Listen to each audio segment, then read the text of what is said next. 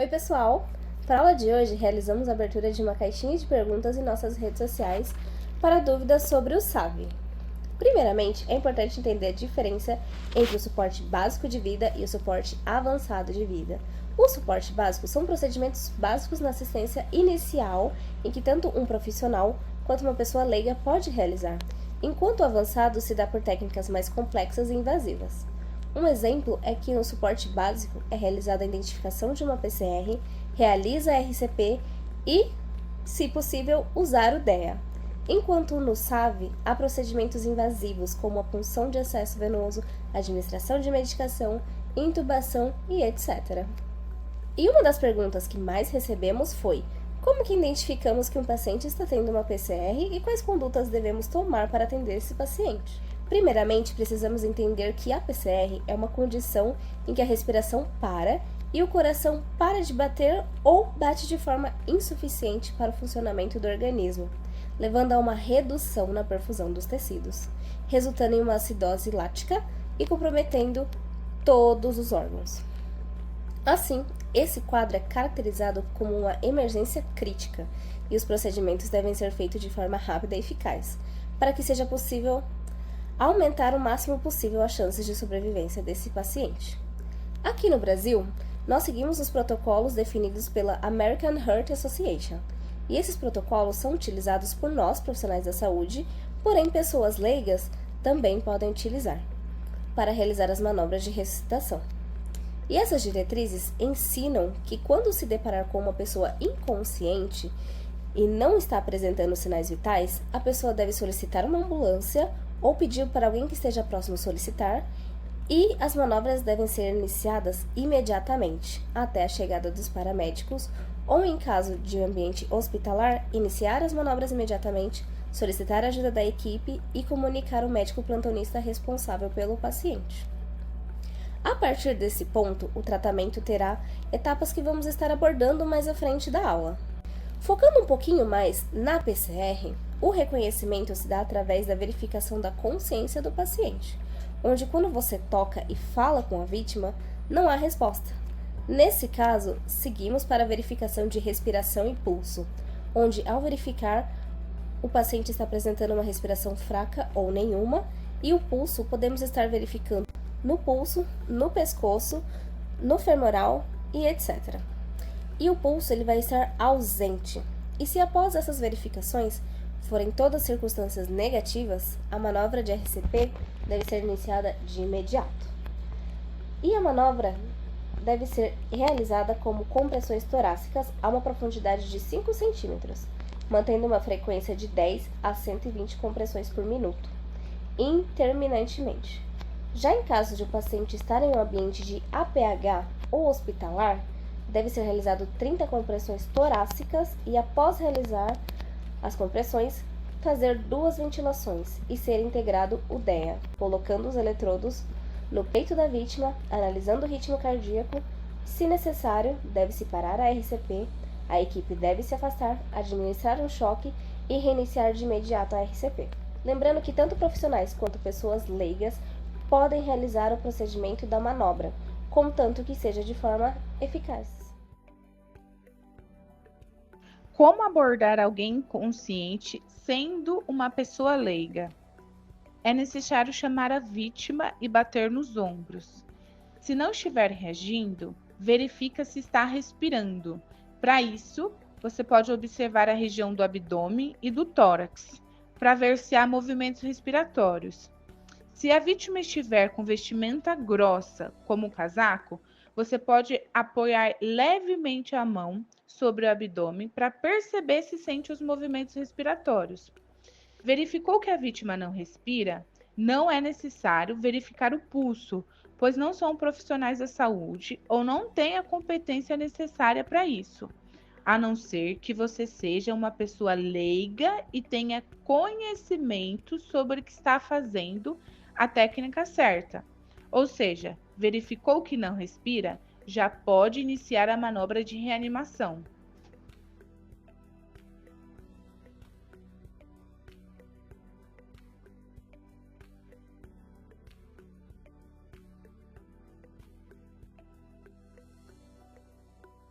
a reanimação cardiopulmonar, tanto pré quanto intra-hospitalar, é necessário verificar se há sinais de uma parada cardiorrespiratória.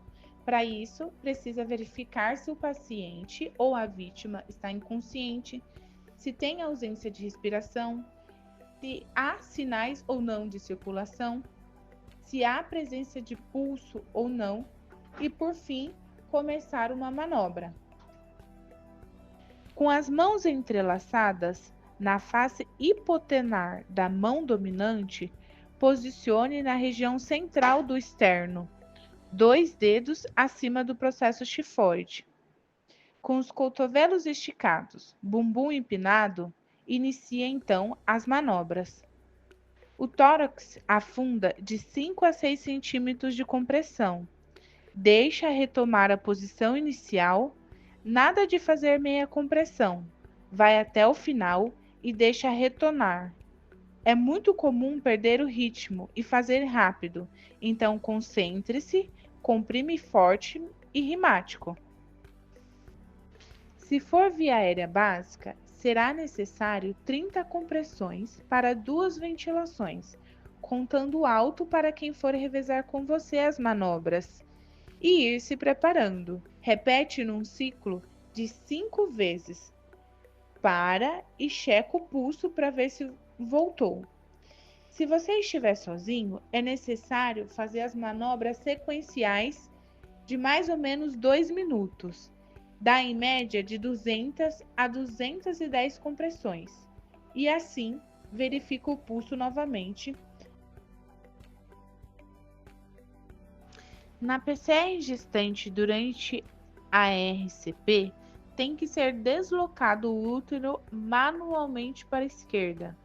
É necessário 3 profissionais presentes: um profissional na ventilação, um profissional nas compressões e um profissional fazendo o descolamento do útero manualmente. Por quê? Porque o peso do feto pinça a veia cava inferior, que é responsável pelo retorno do sangue venoso para o coração, a fim de oxigenar e voltar novamente através das artérias para o nosso organismo. O descolamento do útero para o lado esquerdo descomprime a veia cava, facilitando então o retorno venoso para que a ressuscitação ela seja eficaz e melhorando então o conforto respiratório da gestante.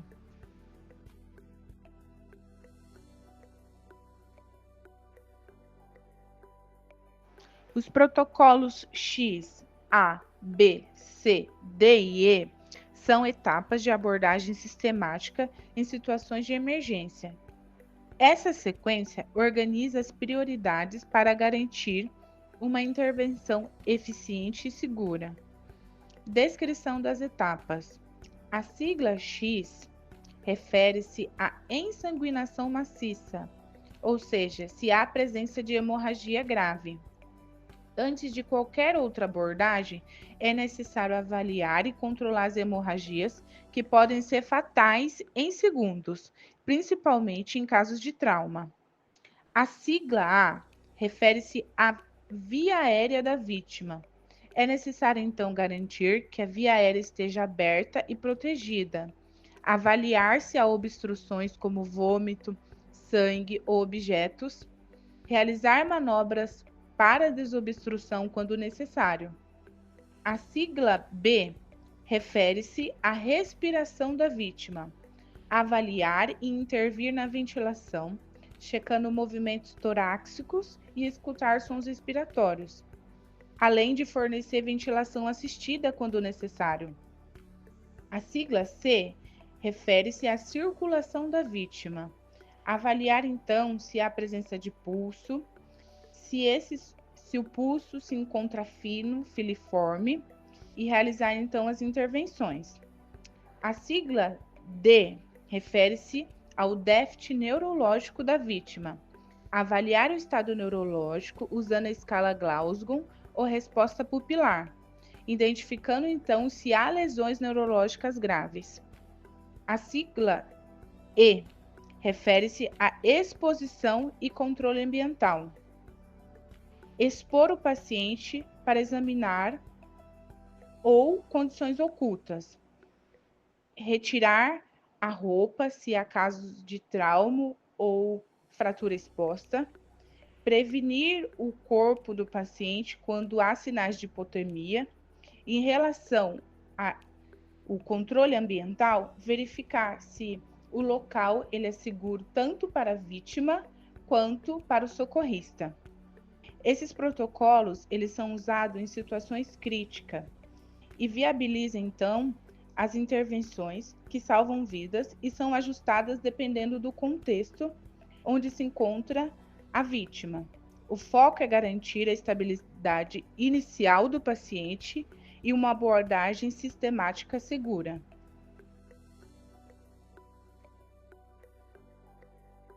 Quais são as medicações que precisamos utilizar em uma parada cardiorrespiratória em um paciente adulto? De acordo com a American Heart Association, temos a epinefrina, amiodarona, lidocaína e naxolona. A epinefrina, também conhecida como adrenalina, tem a função de estimular os receptores adrenérgicos. E os seus efeitos se dá pela vasoconstrição periférica, onde aumenta a pressão de perfusão coronariana durante a ressuscitação, e também melhora o débito cardíaco e promove a contratilidade miocárdica. Durante a PCR, é realizado 1 mg a cada 3 a 5 minutos. A amiodarona possui função de antiarrítmico da classe 3, que prolonga o potencial de ação e o período refratário cardíaco. Os seus efeitos incluem suprimir as arritmias ventriculares e melhorar a estabilidade elétrica do coração. Durante o procedimento, é realizado 300 mg em bolos na primeira dose e 150 mg na segunda dose. A lidocaína é uma alternativa da amiodarona. Também possui função de antiarrítmico, porém da classe IB, que reduz a excitabilidade das células cardíacas, onde o seu efeito diminui a automaticidade ventricular e a condução anormal. Sua dosagem se dá de 1 a 1,5 mg por quilo na primeira dose e 0,5 a 0,75 mg por quilo na segunda dose. E já a naxolona, ela age como antagonista em uma intoxicação ou uma superdose por opioides.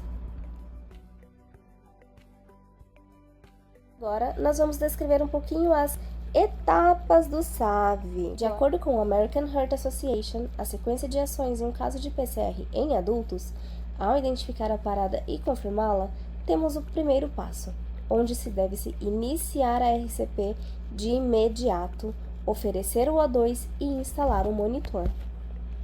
Após, deve-se analisar o ritmo cardíaco, e caso de haver ritmo chocável, o passo 2, devemos identificar se o ritmo chocável se dá pela fibrilação ventricular ou taquicardia ventricular sem pulso.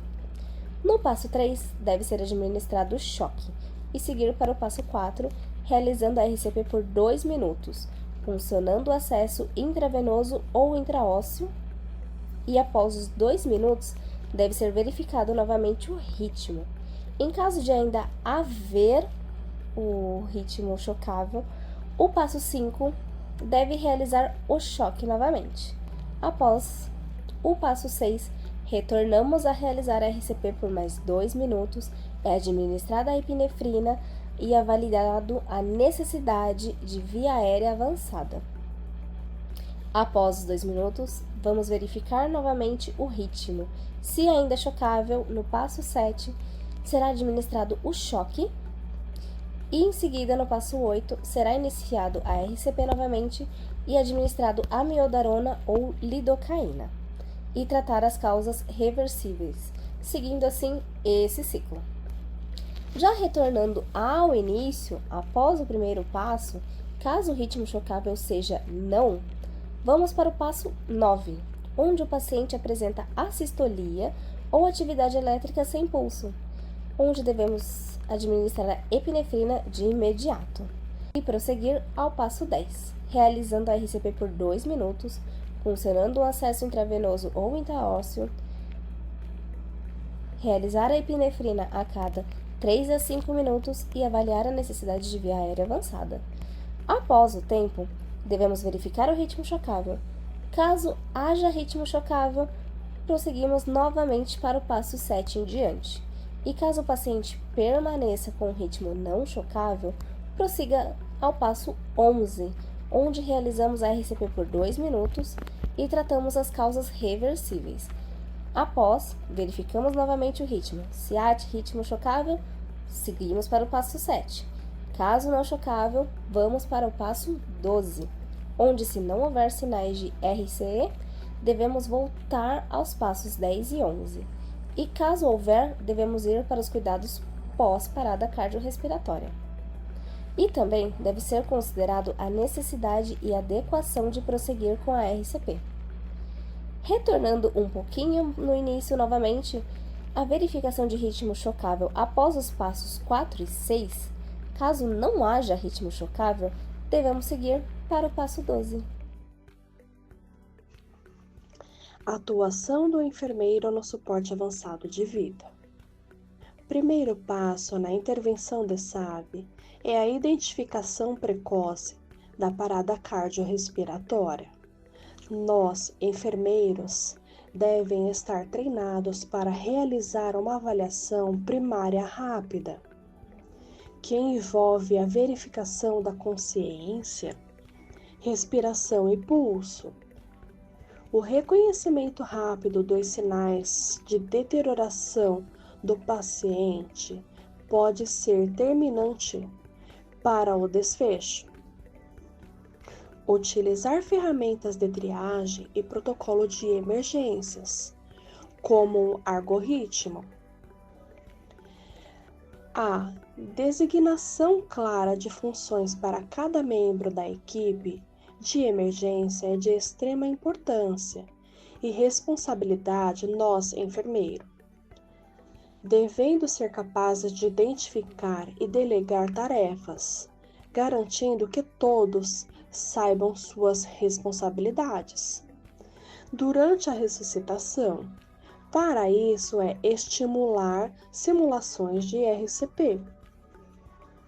Permite que a equipe pratique sua coordenação e desenvolva a confiança necessária para atuar sob pressão. Importante que nós, enfermeiros, conheçam os protocolos específicos de medicamentos utilizados como a adrenalina e a miodarona e suas indicações e contraindicações. Após a administração, nós, enfermeiros, devem monitorar atentamente os efeitos dos medicamentos, ajudando as intervenções conforme necessário. A avaliação constantemente é eficaz de intervenções, observando a recuperação do ritmo cardíaco e a melhora dos sinais vitais. A comunicação durante a emergência deve ser clara e eficaz com a equipe. Informações sobre o estado do paciente e as intervenções devem ser transmitidas de maneira rápida e objetiva para otimizar a resposta da equipe. Nós, enfermeiros, devem ser capazes de comunicar informações difíceis aos familiares de maneira sensível, explicando os procedimentos e respondendo às perguntas com empatia, construindo um ambiente colaborativo, incentivando a comunicação aberta e o apoio mútuo.